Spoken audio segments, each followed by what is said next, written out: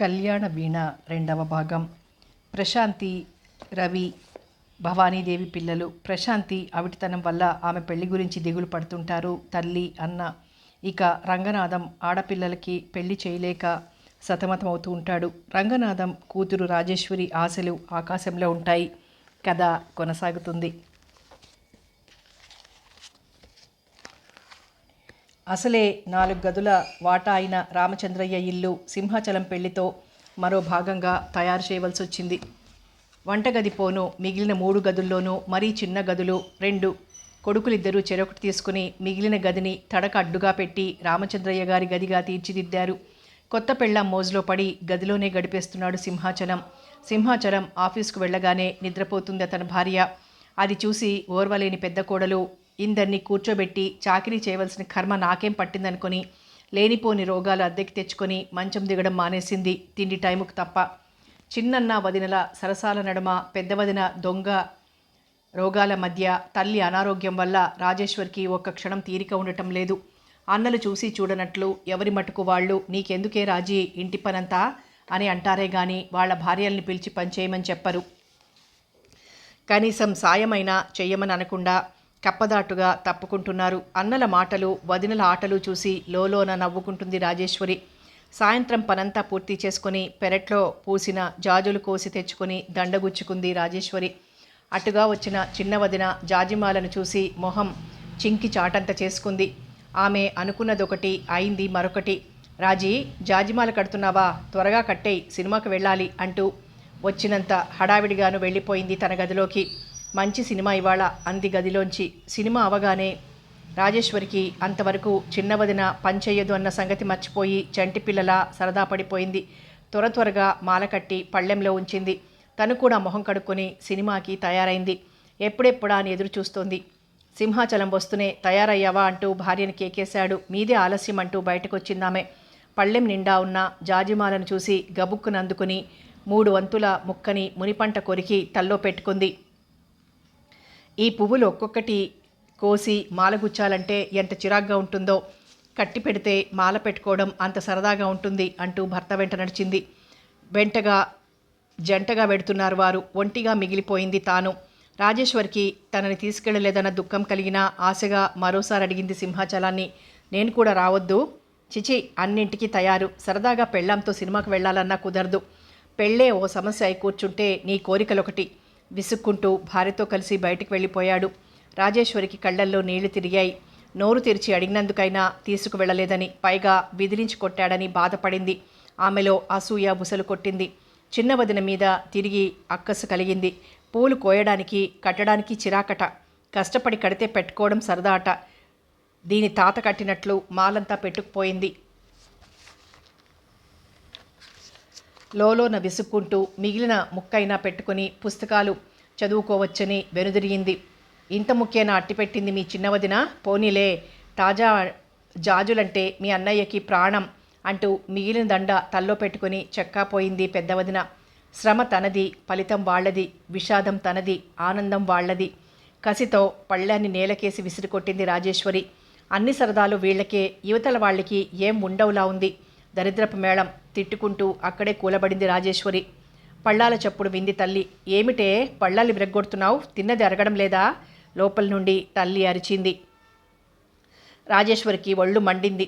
పంచభక్ష పరమాన్నాలు పెడుతున్నట్లు వెధవ సాధింపులు. ఇంటెడు చాకిరీ చేసి వంట మనిషిలా ఏడుస్తుంటే కాస్త అన్నం పెట్టడం కూడా అందులో కన్న కూతురికి గొప్పలా ఉంది. ఈ తినే పచ్చడి మెతుకులు అరగడానికి శ్రమ కూడానా?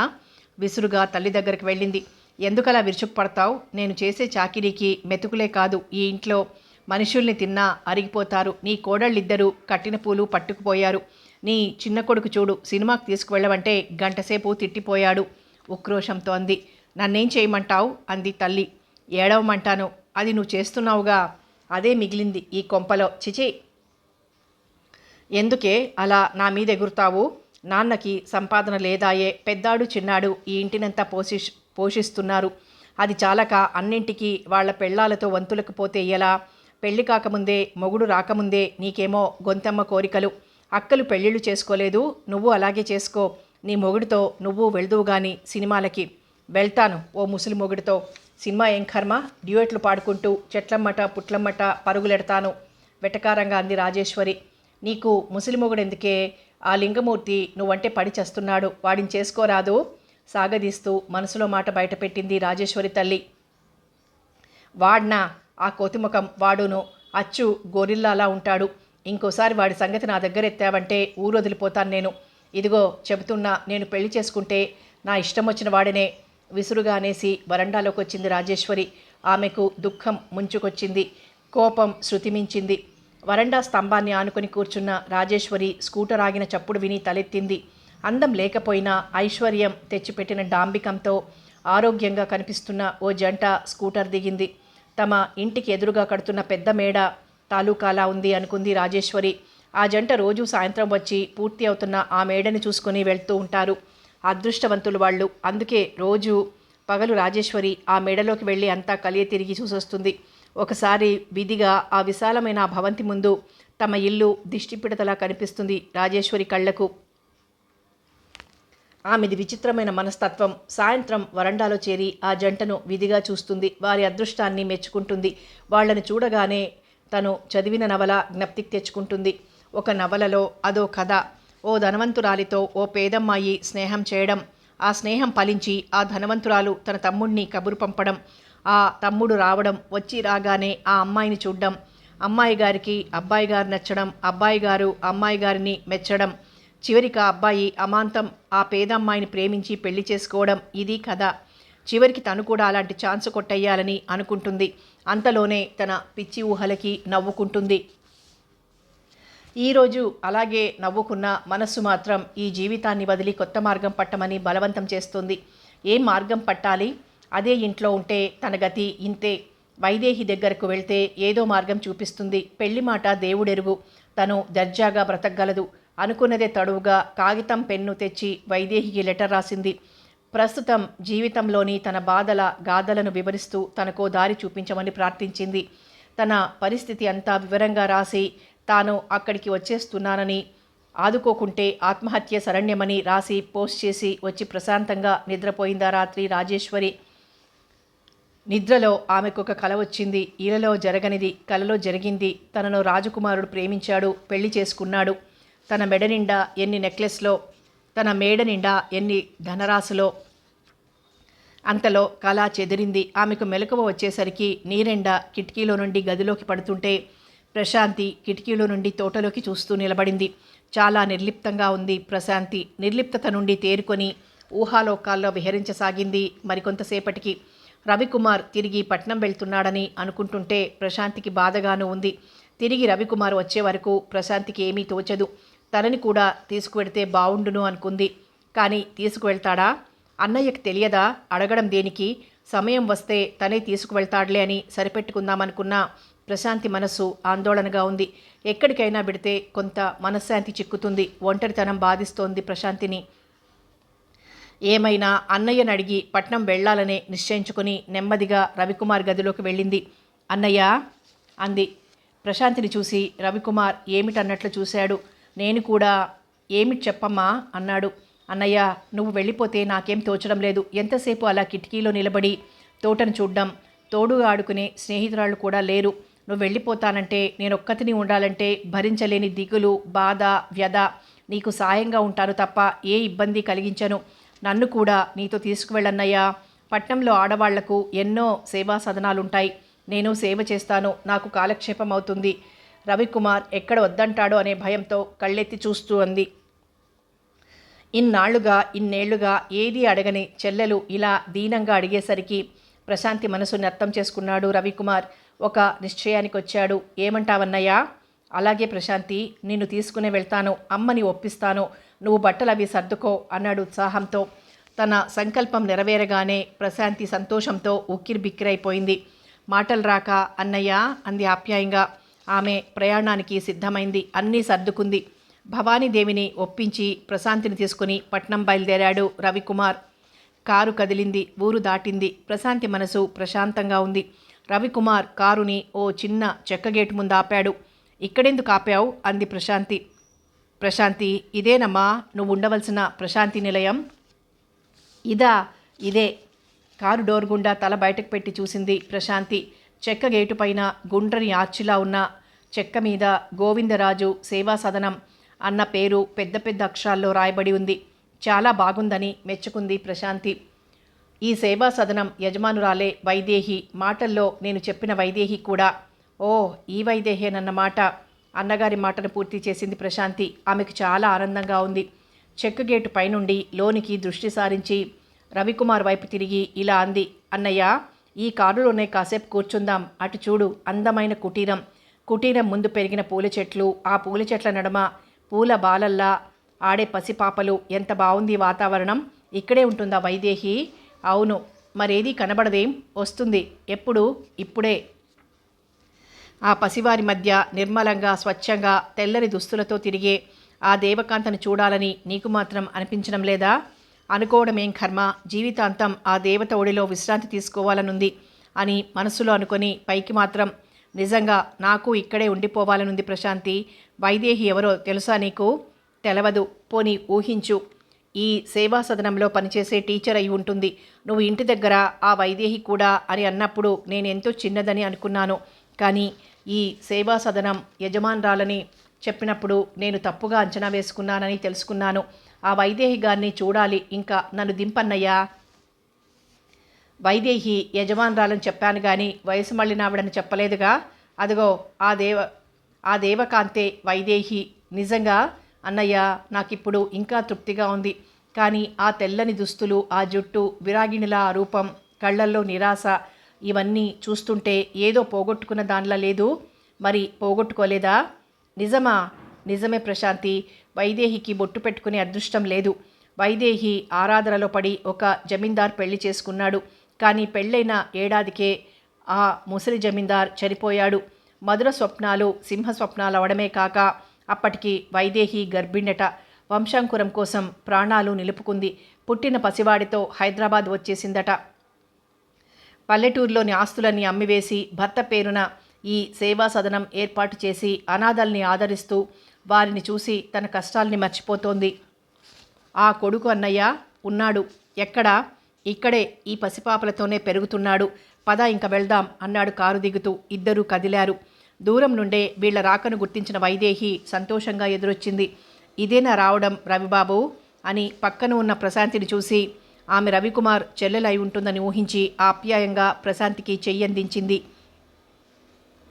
ఎంతసేపైంది వచ్చి అడిగింది వైదేహి. ఇప్పుడే అన్నాడు రవి. ఈమె మా చెల్లెలు ప్రశాంతి. రా ప్రశాంతి, మా ఇల్లు, ఈ పరిసరాలు నీకు సంతోషాన్ని, మనోల్లాసాన్ని కలిగిస్తాయని అనుకుంటున్నాను. నువ్వెవరో నాకు ముందే తెలుసు. నేను నిన్ను గుర్తుపట్టానని ఆశ్చర్యపడనక్కర్లేదు. రవిబాబు తరచూ నీ గురించి చెప్తారు. నిన్ను చూడ్డం, ఇలా కలుసుకోవడం నాకు చాలా ఆనందంగా ఉంది. ప్రశాంతిని నెమ్మదిగా నడిపించుకుని కుటీరంలోకి తీసుకువెళ్ళింది.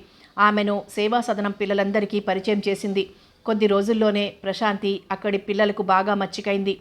ప్రతిరోజు ఉదయాన్నే పిల్లలతో ప్రార్థన చేయడం, తర్వాత వాళ్ళకి తను కాసేపు పాఠాలు చెప్పడం, సాయంత్రం ఆటలు, వైదేహి సహచర్యంతో ప్రశాంతికి చాలా ఉల్లాసంగా రోజులు గడిచిపోతున్నాయి. రవికుమార్ తన పనులు పూర్తి చేసుకుని రోజు సేవా సదనానికి వచ్చేస్తున్నాడు. తనకు ఖాళీగా ఉన్న సమయాలలో ప్రశాంతితో పాటు వైదేహిని కూడా బయట తిప్పుతున్నాడు. ఆమె ఒంటిది, ఈమె ఒంటరి. ఇద్దరికీ చెరొక బాధ. ఇద్దరి బాధ రవికుమార్ది. అతడిది శుతిమెత్తని మనసు. ఎవరి బాధను చూసినా వారికంటే ఎక్కువ బాధపడతాడు.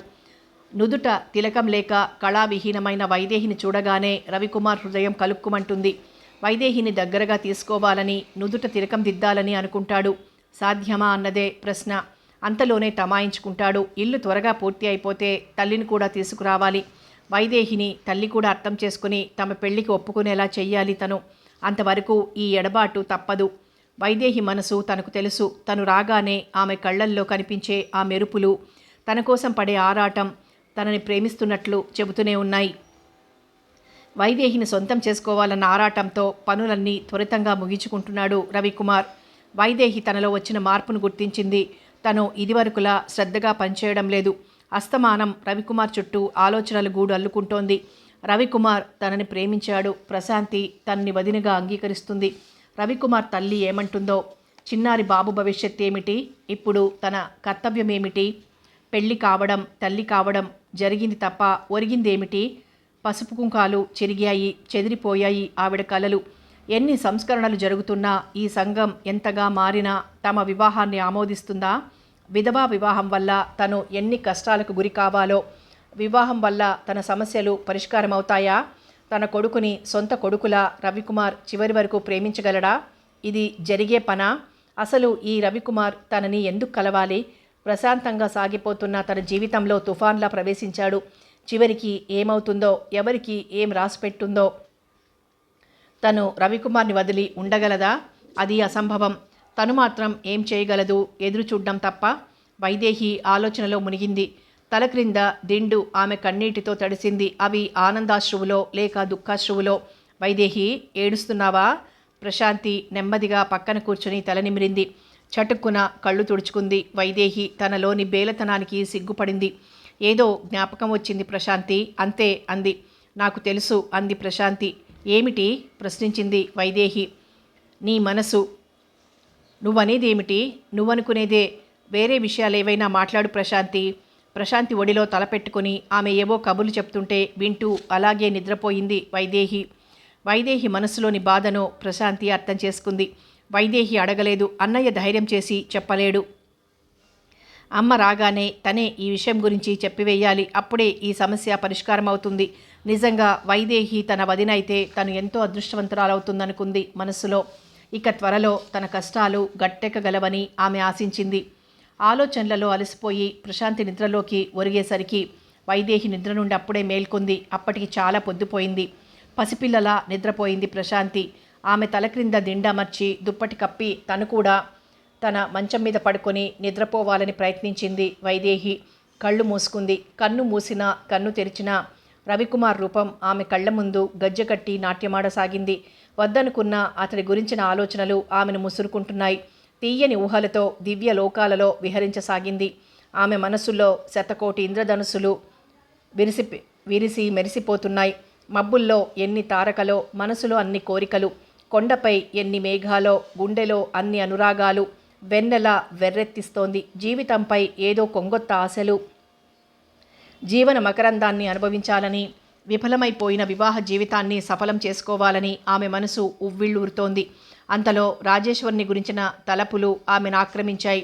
రాజేశ్వరి చిత్రమైన యువతి. జీవితమంటే చిన్న పిల్లల ఆట అనుకుంటోంది. వచ్చేస్తానంటూ ఉత్తరాలు రాస్తుంది. తనపై ఎన్నో ఆశలు పెట్టుకుంది. పోయినసారి ఆమె తనకి రాసిన ఉత్తరంలో, తన తరువాత ఉత్తరంలో ఏవో కొత్త విషయాలు రాస్తానంది. ఏమిటో ఆ కొత్త విషయాలు? పోస్ట్ టైం అయింది. పోస్ట్ అన్నాడు పోస్ట్ మ్యాన్. వైదేహి తనకొచ్చిన ఉత్తరం అందుకుని చదువుకుంది. ఇప్పటికే రాజేశ్వరి తనకు ఈ ఉత్తరంతో కలిపి 5 ఉత్తరాలు రాసింది. వచ్చేస్తానంటుంది. తను రావద్దని రాస్తే దారి తెన్ను లేకుండా ఎక్కడికో అక్కడికి వెళ్ళిపోతుంది.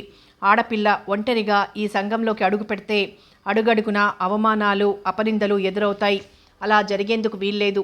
రాజేశ్వరిని ఇక్కడికి రానిస్తే ఒక స్త్రీని కాపాడిన ఫలితం దక్కుతుంది. ఒంటరిగా ఈ సేవా సదనం నిర్వహించటం కంటే మరొకరు తనకి అవసరం. కనుక ఇక ఆలోచన అనవసరం. తన బాధను మర్చిపోవాలి. నలుగురిలాగా నవ్వుతూ తిరగాలి. తనకో మంచి స్నేహితురాలు కావాలి. ఏ విధంగా చూసినా రాజేశ్వరి ఇక్కడికి రావడం మంచిదే గాని పొరపాటు ఎంతమాత్రం లేదు. వెంటనే కలం కాగితం తీసింది. రాజేశ్వరిని సేవా సదనానికి రమ్మని లెటర్ రాసింది. అందరికీ ఆశ్రయం ఇచ్చే తను నిరాశ్రయాలు, ఒంటరిది అన్న తలంపు రాగానే చిన్నగా నవ్వుకుంది. తననెవరూ చూడటం లేదని ఆమె భావన. పోస్ట్ మ్యాన్ ఇచ్చిన ఉత్తరం అందుకుంది రాజేశ్వరి. దస్తూరిని బట్టి అది వైదేహి దగ్గర నుండి వచ్చిందని గ్రహించింది. ఆమె ఆనందోత్సాహానికి పట్టపగ్గాలేవు. గదిలోకి పోయి తలుపులు మూసి గడియవేసి కబురు చించింది. ప్రియమైన రాజేశ్వరికి అనేక శుభాశీస్సులు. నీ ఉత్తరాలు అందాయి. విషయాలు తెలిసాయి. నీకిక్కడికి రావాలని ఉందని రాశావు. ఇక్కడ నీ బాధల గాథలన్నీ ఏకరువు పెట్టావు. నేనొక నిశ్చయానికి రాలేక ఇన్నాళ్ళు నీకు లెటర్ రాయలేదు. నీకేది మంచిదని తోస్తే అలా చేయవలసింది. ఇక్కడికి వస్తే మాత్రం ఇంతవరకు నీ అన్నలు వదినలు నిన్ను వేధించినట్లు రాశావే, అలాంటి బాధలు మాత్రం ఉండవు. అయితే బాధ్యతలు మాత్రం ఎక్కువగా ఉంటాయి. సేవా సదనంలో అన్ని పనులతో పాటు సమంగా నువ్వు బాధ్యతలు కూడా పంచుకోవాల్సి ఉంటుంది. జీవితాన్ని అర్థం చేసుకోవడంలోనే ఉంది అందము ఆనందమును. జీవితం పూలపాన్పు కాదు, కేవలం ముళ్ళ పరుపు కూడా కాదు. వరీస్లోనూ మెర్రీస్లోనూ సమభావాన్ని కలిగి ఉండే సదలవాటును నేను అభ్యసిస్తున్నాను. నువ్వు కూడా అదే నేర్చుకోవాలి. నీ ఉత్తరాలను బట్టి నీ హృదయ స్పందనని అర్థం చేసుకున్నాను. కనుక వస్తే రా, సేవా సదనం తలుపులు నీకెప్పుడూ తెరిచే ఉంటాయి. ప్రేమతో వైదేహి. ఉత్తరం చదవడం పూర్తి చేసి హమ్మయ్య అనుకుంది రాజేశ్వరి. ఏమిటి వైదేహి, నీలో నువ్వే నవ్వుకుంటున్నావు? రవికుమార్ లోపలికొస్తూ అడిగాడు. ఇక చెప్పక తప్పదు. రాజేశ్వరి గురించి క్లుప్తంగా చెప్పింది వైదేహి. కూర్చో రవిబాబు, కాస్త కాఫీ తాగుదువు గాని అంటూ లేచి నించుంది. అతడి రాక ఆమెకి చాలా ఆనందం కలిగించింది. రవికి కాఫీ ఇవ్వగా, అతను నాకు కావాల్సింది కాఫీ కాదు వైదేహి, మనం ఇద్దరం కలిసి కబుర్లు చెప్పుకొని చాలా రోజులైంది, అలా తోటలో కూర్చుందామా? కిలకిల నవ్వింది వైదేహి. తనతో కలిసి ఒంటరిగా గడపాలన్న అతడి కోరికని అర్థం చేసుకుంది. ప్రేమించిన హృదయం ప్రేమ కోసం ఆరాట పడుతూనే ఉంటుంది. తనతో ఏకాంతాన్ని కోరుకున్నాడు రవికుమార్. ఆ ఏకాంతమే శోకాంతానికి దారి నిజంగా తనకి అలాగే ఉంటుంది. రవితో కలిసి ఒంటరిగా తిరగాలని, ఆ కళ్ళల్లోకి కన్నార్పకుండా చూడాలని ఏవేవో కోరికలు. అయితే వాటిని తీర్చుకునే అధికారం తనకి లేదు. మనసు రవికుమార్తో ఏకాంతం కోరుతున్నా పైకి మాత్రం నిర్లిప్తంగానే ఉంది. ఏమంటావు వైదేహి? ఏం చెప్పను? ఏదైనా మంచి మాట చెప్పు రవిబాబు. మనం కబుర్లు చెప్పుకోనిదెప్పుడు? మీరు, నేను, ప్రశాంతి ప్రతిరోజు గంటల తరబడి తుది మొదలు లేని హస్కు కొడుతూనే ఉన్నాం. అదీగాదు, నా పరిస్థితి వేరు. నాతో ఏకాంతంగా మాట్లాడవలసినవి మీకేం ఉంటాయి? పోనీ మధురమైన అనుభూతులు మాత్రం ఏమున్నాయి మనకు? రవికుమార్ వైదేహి కళ్ళలోకి సూటిగా చూశాడు. ఆ కళ్ళు అబద్ధం చెప్తున్నాయని గ్రహించాడు. రవికుమార్ చూపుల తీవ్రతకి తట్టుకోలేక వైదేహి కళ్ళు తాటించి కిందికి చూడసాగింది. వైదేహి పరిస్థితి అర్థం చేసుకున్న రవిబాబు వైదేహితో అన్నాడు. మనసు దోచడం, మనసులో మాట దాచడం ఇలా ఎంతకాలం? నాకిష్టం లేదు. ఏమిటి, నేను రావడమా? మీతో నేను ఏకాంత ప్రదేశానికి రావడం? చూడు వైదేహి, నువ్వు అబద్ధం చెప్తున్నావని నీ కళ్ళే చెప్తున్నాయి. నిజంగా నీకు నాతో ఏకాంతంగా ఉండాలని లేకుంటే చెప్పు, నేను బయటకు వెళ్ళిపోతాను. అబ్బే అదేం లేదు, పదండి రవిబాబు, మీ మనసు కష్టపెట్టినట్లున్నాను, నన్ను క్షమించండి తత్తరపాటుతో అంటూ లేచి నిలబడింది. అతడు కదిలాడు. నీడలా ఆమె అనుసరించింది. రవికుమార్ తృప్తిగా నిట్టూర్చాడు. థ్యాంక్స్ వైదేహి, అడగ్గానే వస్తున్నావు. నేను చాలా అదృష్టవంతుణ్ణి. నేను మాత్రం దురదృష్టవంతురాలనే రవిబాబు. నాతో స్నేహం చేసిన వాళ్ళని కూడా నా దురదృష్టం అంటువ్యాధులా అంటుకుంటుంది. రవికుమార్ వెంట వస్తూ అంది. అలా అనుకోవడం పిరికి వాళ్ళ లక్షణం. అయినా అలా ఎందుకు అనుకోవాలి? నా సావాసం వల్ల నా అదృష్టం మిమ్మల్ని కూడా వరించవచ్చుగా. నాకు ఆ నమ్మకం లేదు. ఎందుకని? ముంజేతి కంకడానికి అద్దం కావాలా? ఇంకా నేను నిజంగా ఏ ఒక్కరి వల్లనైనా మనసారా ప్రేమించబడతానా? ప్రేమ అంటే నువ్వేమనుకుంటున్నావో నాకు అర్థం కావడం లేదు. నా మటుకు నేను నిన్ను మనస్ఫూర్తిగా ప్రేమిస్తున్నాను. నిన్ను చూసినప్పుడల్లా నీకు నాకు జన్మజన్మల సంబంధం ఉందనిపిస్తుంది అని ఆమె వైపు చూశాడు రవికుమార్. రవి, ఫేట్ కాలు పట్టుకులాగినా ఫెయిత్ అనే చూరు పట్టుకొని వేలాడుతున్నాను. ఫేట్స్ని మార్చలేమంటారు, కానీ నిన్ను తొలిసారిగా చూసిన డేట్ నా ఫేట్ని మార్చిందేమో అనుకుంటాను. వెనుకటిలా ఇప్పుడు నాలోని నిరాశ నిస్పృహలు లేవు. కానీ సందేహించకు, నిజం చెప్పు, మనసు విప్పు. ప్రేమించని హృదయం చేయగల సాక్ష్యానికి చిహ్నంగా నిన్ను వదిలేయాలనుకుంటున్నాను. అంటే నేను నష్టజాతకురాలినని, నాతో ఎవ్వరూ ఏ సంబంధం పెట్టుకున్నా వారు కూడా నష్టపోతారని నా విశ్వాసం. ఈ విషయాన్ని నేను చాలా గట్టిగా నమ్మి చెబుతున్నాను. నీకన్నా గట్టి నమ్మకంతో చెబుతున్నాను. నీ వల్ల నేను, నా వల్ల నువ్వు అదృష్టవంతులం కావాలి. అదృష్టానికి నిర్వచనం, ఆనందానికి ప్రతివచనం మనమే కావాలి. చెడు వ్యాపించినంతగా మంచి ఎన్నడూ వ్యాపించదు. ఇది జగమెరిగిన సత్యం. గుబురుగా ఉన్న ఒక పొదపక్కగా కూర్చుంది వైదేహి. వైదేహికి కొంత దూరంలో కూర్చున్నాడు రవికుమార్. అది సంధ్యా సమయం. మోకాళ్ళ దగ్గరగా ముడుచుకుని చేతులు రెండు మోకాళ్ళ చుట్టూ బిగించి తల వాటి మీద ఆనించి రవికుమార్ కేసు చూసింది. మీదే ఆలస్యం, చెప్పండి అన్నట్లు. వైదేహి, ఈరోజు నీకు ముఖ్య విషయం చెప్పదలుచుకున్నాను సూటిగా చూస్తూ అన్నాడు రవికుమార్. అందుకే వచ్చాం మనం, చెప్పండి అంది చిరునవ్వుతో. ఆ చిరునవ్వే రవికుమార్ హృదయాన్ని గిలిగింతలు పెడుతోంది. కొంతసేపు వైదేహి వంక చూస్తూ కూర్చున్నాడు మౌనంగా. చెప్పాలి, మనసు విప్పాలి అనే నిశ్చయానికి వచ్చాడు. ఉన్నట్టుండి ఒక్కసారిగా అన్నాడు రవికుమార్. వైదేహి, నిన్ను పెళ్లి చేసుకుంటాను, నీకేమైనా అభ్యంతరమా? ఒక్కొక్క మాట ఒత్తి పలుకుతూ అన్నాడు. అనుకున్నంత అయింది. వైదేహి మనసు ఆనంద సాగరపు అలలపై తేలియాడింది. సిగ్గులతో కళ్ళు బరువెక్కగా ఆనందంతో మాట రానిదై మెల్లగా అంది. నేను అదృష్టవంతురాలిని రవిబాబు, కానీ నాకింకా అనుమానంగా ఉంది. ఏమనో తెలుసా? నాకింత అదృష్టమా అని, ఇది కళ భ్రమ అని. పోనీ కళ భ్రమ కాదు అని నేను రుజువు చేస్తాను వైదేహి. అప్రయత్నంగా వైదేహిని తన బాహువుల్లో బంధించాడు రవికుమార్. అతని తనువు మనసు తన్మయత్వంతో తేలిపోయింది. వైదేహి అలాగే తన కౌగిలిలో బంధించాడు. అతని పెదవులు అస్పష్టంగా, వైదేహి, నువ్వు నా స్వంతం, నా ప్రాణానివి. నిన్ను వదిలి నేను ఉండడం అన్నది జరగని పని. ఈ బంధం దూరం చేయకు వైదేహి. ఎన్నడూ నన్ను విడిచిపెట్టకు. నన్ను కాదని అంటే నేను పిచ్చివాడినైపోతాను. ఈనాటి నుండి నువ్వు నేను వేరువేరు కాదు. మనం ఇద్దరం ఒక్కటే, ఒక్క ప్రాణం. ఆవేశంగా ఏదేదో అనేస్తున్నాడు. మనం ఒక్కటి కావాలి, మనకు రెక్కలు రావాలి. సాధ్యమవుతుందా అని రవికుమార్ హృదయంలో తలదాచుకుంది వైదేహి. తను ఎక్కడ కదిలితే ఆ బంధం తెగిపోతుందో, తన రవి తనకు దూరం అవుతాడో అన్న భయంతో లతల రవికుమార్ని పెనవేసుకుపోయింది. రవిబాబు, నేను లేకపోతే నువ్వు పిచ్చివాడివైపోతావు గాని నీవే లేకపోతే నేను చచ్చిపోను. కానీ రవిబాబు, ఎందుకో ఇది జరగని పని అని నా మనసు చెబుతోంది. వైదేహి, అలాంటి మాటలు ఎన్నడూ అనకు. సున్నితంగా వైదేహి నోరు మూశాడు రవికుమార్. నిజం ఎప్పుడు చేదుగానే ఉంటుంది రవిబాబు. మనం ఇద్దరం ఇష్టపడినంత మాత్రాన సరిపోదు. మీది జమీందారీ వంశం. నా పరిస్థితి నీకు తెలుసు. నేనేమీ అనాఘ్రత పుష్పాన్ని కాను. విధవను, అందున ఒక కొడుక్కి తల్లిని. గౌరవ సాంప్రదాయాల నడుమ పెరిగిన మీ అమ్మగారు మన పెళ్లికి అంగీకరించరు. మా అమ్మ మనసు నీకు తెలియదు వైదేహి. ఆవిడ పెంపకంలో నేర్చుకున్న క్రమశిక్షణ, ఆత్మగౌరవమే నిన్ను పెళ్లి చేసుకునే ధైర్యాన్ని నాకు కలగచేస్తున్నాయి. అదే నీ ధ్యేయమైతే నా అంత అదృష్టవంతురాలు ఈ ప్రపంచంలో వేరొకటి ఉండదు. కానీ ఒక్కటి మాత్రం నిజం రవిబాబు, మీ అమ్మగారి అంగీకారం లేకపోతే మాత్రం మన పెళ్లి జరగదు.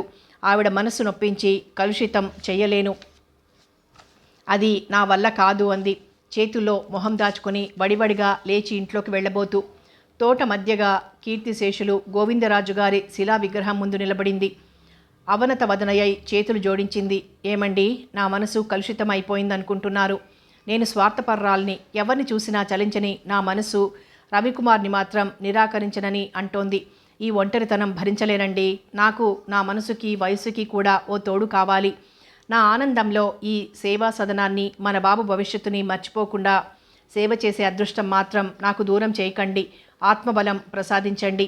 వైదేహి ఆత్మక్షోభని అర్థం చేసుకున్నాడు రవికుమార్. నెమ్మదిగా వైదేహి కన్నీటిని తుడిచాడు. పిచ్చిదానా, నీ మనసు నాకు తెలియంది కాదు.